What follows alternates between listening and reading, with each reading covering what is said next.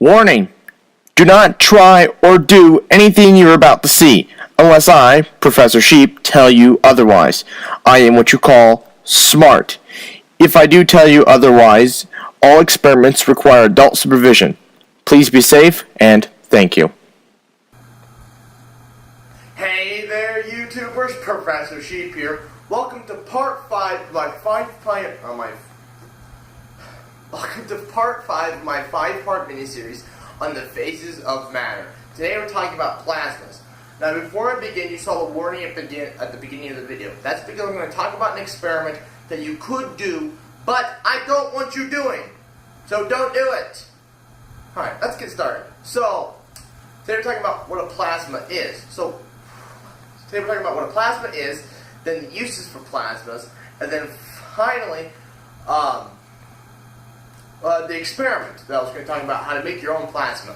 So, what is a plasma? Well, a plasma is super hot ionized gas consisting of equal numbers of negative and positively charged ions. Well, what's that mean? Well, that means it can easily be influenced by magnets. That's it. That's what a plasma is. Now, this isn't plasma like the blood. This is a state of matter because it has significantly different characteristics compared to just gas. So, is that it? Well, there are uses for plasmas. Since they're so hot, since plasmas can be so hot, they can be used to cut metal. For instance, something called a plasma cutter uses high voltage to heat up the gas at the tip of the nozzle of the plasma cutter. This can cut through steel like butter. I just watched a video today. The guy bought a plasma cutter and was cutting steel. Now, the thing is, though, it can't cut through things that don't conduct electricity very well, like plastic, glass, and human flesh. He took a stake, slapped it on a piece of metal, and tried to cut it. Yeah, put a hole in it, but it didn't cut through it as easy as, say, metal. So, yes, it would cut your finger off and leave nasty burns, but it wouldn't cut your arm off. That's not to say plasmas can't, but there isn't one other use that I'll get.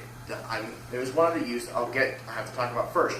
That's using plasmas for cold fusion. Now, what is cold fusion? Well, fusion is taking two like atoms, say hydrogen, and putting them under immense amounts of heat and pressure that get the atoms so close that they fuse and turn into a helium atom, because they have two protons now and two electrons, making them a helium atom.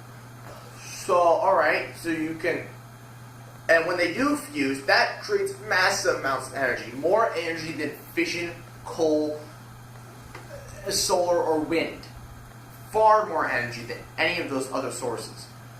So what scientists are doing right now is they're taking giant electromagnets, and they're taking hydrogen gas and running massive amounts of energy through the magnets. It's manipulating the gas and heating it up and turning it into a plasma. And they're hoping that they continue to increase the amount of energy in the magnets, that the atoms of the plasma get closer and closer and closer, that they fuse. The problem is, though, fusion only works good on a massive scale, like the sun, because the sun has quantum tunneling, which the more atoms there are, the more cases of quantum tunneling there is. Now, I don't know what quantum tunneling is exactly. All I know is it allows fusion to happen a lot easier.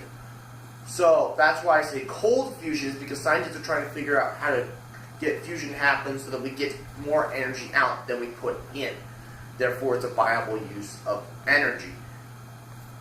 But in the meantime, only thing we see plasma able to do is in the movies.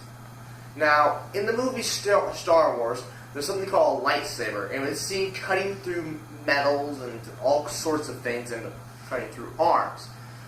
George Lucas, the creator of Star Wars, claims it's a laser sword. Well, fun fact, photons can't stop like that. No, they don't just stop. Okay? Only thing that can stop like that is plasmas. We can use electromagnets in the hilt of the lightsaber to get the plasma to stop here, and then we can also get it to collapse. Enough of that rant. Let's talk about the experiment. So, this experiment you will need not paper matches, wood matches. Now, these are paper matches. Wood matches come in actual matchboxes. just run to your local store. Adult supervision, but you're not doing it, so don't do it. Anyways, get yourself some wood matches, a bottle cap, a glass, and like I said earlier, a microwave. So what you're going to do is you're going to take a match, you're going to glue it in the center of a cap, light it, put a glass on top of it in your microwave, turn the microwave on high for 10 seconds.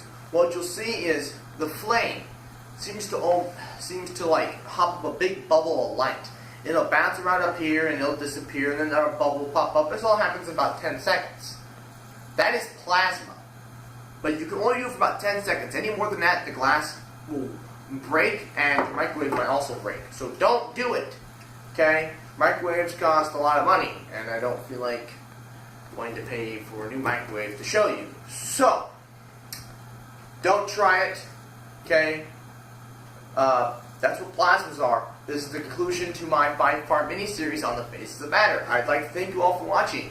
Please like, comment, share, and subscribe. New videos out every other day, and good night.